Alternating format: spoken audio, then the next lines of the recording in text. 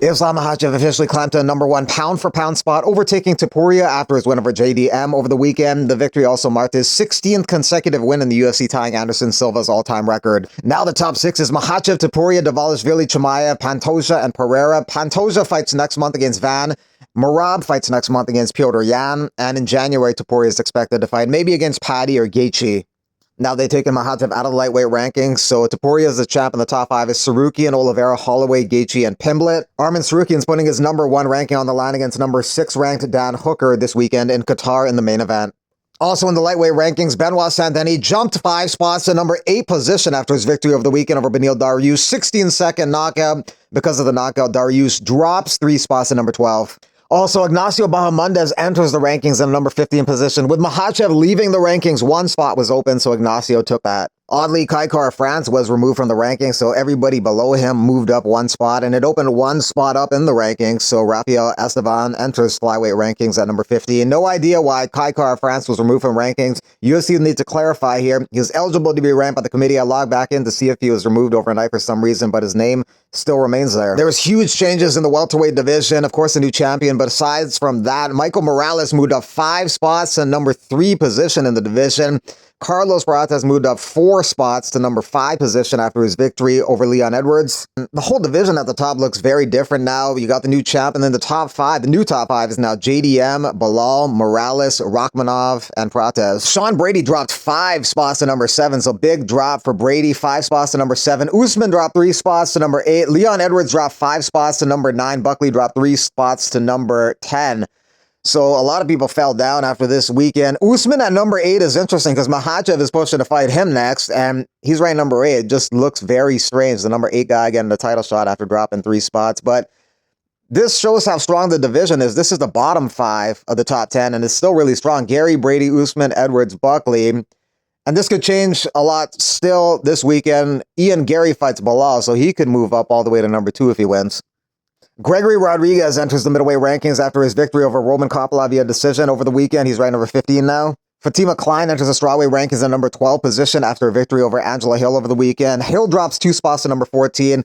Klein outstruck Hill 115 to 56 and almost knocked her out at the very end of the fight at the buzzer with a head kick.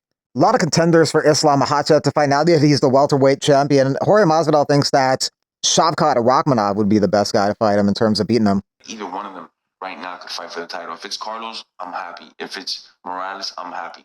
But we also got to add the monster at that weight class, the boogeyman, Shavkat. Shavkat is amazing, and that's the only guy actually that could beat Islam. That's the only guy that could beat Islam, and he's naturally bigger, great wrestler, has an endless tank of gas, and he's not bad on the feet. He does eat some shots to give some shots, but he's not bad on the feet. And now that I think about it, I forgot completely about Shavkat. He's been injured for so long, but he's another one of my favorite welterweights. He could be another guy that could beat him all, man.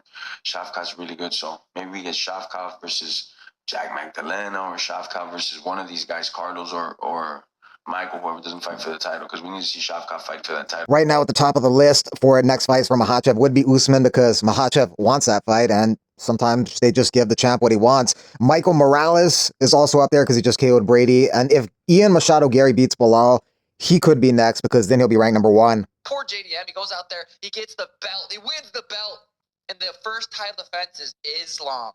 Fortunate for me, I win the belt. They gave me Cheeto. Woo! We got the game wrapped up on our finger there, fellas. Carlos Prates is trying to get Islam Makhachev to fight him by saying he's the easiest fight for him. Come fight me, it'll be easy for you. I'm the easiest fight for Islam because Kamaru Usman, he's a badass. He's already damn good at wrestling. I'm different. I get taken down the most. Come fight me. It'll be easy for you. Typically in these kinds of situations, using reverse psychology, you're trying to lure somebody into a trap, but Prates' assessment is probably 100% spot on. He gets taken down easily and loses to Islam. Leon Edwards is able to flabbergast him with the grappling, and Makhachev is a million times better than Leon in that department. So Prates' best scenario is if a guy like Morales beats Islam somehow and then challenges Morales for a title shot. Stylistically, Islam's a bad matchup for him. Steve Garcia has a fractured wrist from his fight with David Onama, which he won. He has aspirations of fighting Max Holloway for the BMF belt. A fight that doesn't make sense because Max Holloway is #4 in the lightweight division. Steve Garcia is #8 in the featherweight division. Doesn't make any sense, kind of like when John Silva said the same thing. 11 at featherweight. He wants to fight Max Holloway at 155 for the BMF belt. Max Holloway just ignored that, saying that's concussion talk. This matchup on Saturday got some people confused. You got Hermanson at 37 years of age dropping down to welterweight for the first time in his career. You got Orabai moving up from 155. You got one guy coming down 15 pounds, another guy coming up 15 pounds and meeting in the middle. It's like the matchmakers got high and came up with this concoction for Qatar. If he could win 1 or 2 rounds, to me, that's a W. You know what I mean? So this fight is probably the worst fight that Jake Paul could have taken. Out of all the fights he probably had a choice, you know, myself, who else did they say? I forgot. The other guy, you know what I mean? That's worse. This is a big dude. He's always looking for the guy that can make the most noise. You know, all his picks that he's fought in the pros has been guys that have some name, whether they're UFC fighters, NBA players. You know, you want Gervonta Davis. He's small, so I know I could beat him. He's probably thinking Anthony Joshua. He gets, you know, maybe his chin is suspect. Maybe he's not even thinking about me. I think he's seen Dubai. I can't say his name. Dubois. Yeah. That's what he's thinking. Drop his with the right hand. Oh, I could do that. Like, that's my shot. You know what I mean?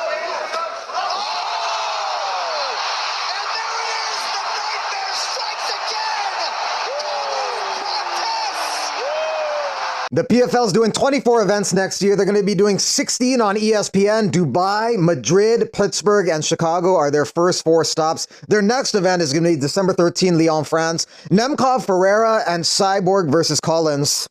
Roman Dolidze would like to fight Bo Nickel after Bo's victory over Rodolfo Vieira over the weekend. It'd give a chance for Bo to break into the rankings if he could beat number 12 Dolidze. Some people like the matchup. It would be interesting and entertaining. Both guys have a fight style that's difficult to pinpoint. They can fight in various different ways, but if you match them up together, it will be compelling. They both have an aggressive style that will make for interesting conflict in the cage. Abdurrahman Yakhyayev is the biggest favorite on Saturday's card, taking on Rafael Cerquera. 10-1 favorite, 12-1 favorite on some betting lines. He's 7-0, 6-7 wins by stoppage, including a 30-second KO on the Contender Series to get into the UFC. Most people think he's going to get the KO over Cerquera, who's 0-3 in the UFC, losing to Walker, Bukowskis, and Asalan. Wife, you're not with your wife. You have to pick a random selected woman race. You have to pick a race. Randomly selected. Perfect fucking 10. So, like, say you pick white, they just pick any white woman. Just randomly selected. What race are you picking to be your wife? White. White for a weekend. Yeah, I'm going Thai. Thai? Thai, yes. They're very docile. They'll cook for me. It'll be good. So that's what I'm going with, like, Asian or Indian, because, like, you can't train a white woman. like a white woman, just a white woman. You're going to get a liberal and Karen, you're fucked. Yeah, I agree. Yeah, I agree. Has to be 100% of that race. Yeah, 100%, perfect 10. What race you picking? Oh, Hawaiian. No, that's fair, dude. Cultural. Yeah, that's fair, dog. That's fair. I was saying you can't pick a white woman because you can't train a white woman. You can't, bro. You're going to get a Karen and you fucked, dog. Wild. 100%, yeah. Now, Hawaiian would be good, dude. Hawaiians are good women. I didn't think about the Hawaiians. But selected at random from every chick in America. Every chick in America, every race? Every race. What race you picking? Spanish. Spanish, bro? Yeah, but I feel like a Spanish woman you could train, you know? No, you can't train a Spanish woman, dog. You train her to clean. No, I guess so. Cook. But what you don't do is you don't pick a white woman. You can't train no white woman, dude. You're gonna get a liberal, you'll be fucked. Don't pick a black woman. Right now, I'm joking. Hey. No, we ain't. We sympathize with black women a lot. It is like the hardest thing to be born as a human being in America. I'll tell you why. Statistically speaking, you got to be the mom, the dad, you got to discipline, you got to bring in the money, you have to fight all these external forces drawing your kids, all this bad shit. I'm telling you, the black woman in America, they don't get enough credit. You guys have the hardest job on this planet. That's why you don't fucking buy food, people. That's why you don't buy the food. You can't park there. That's a bad fucking day for them. And I just got the Toyota, thank God. Oh my God.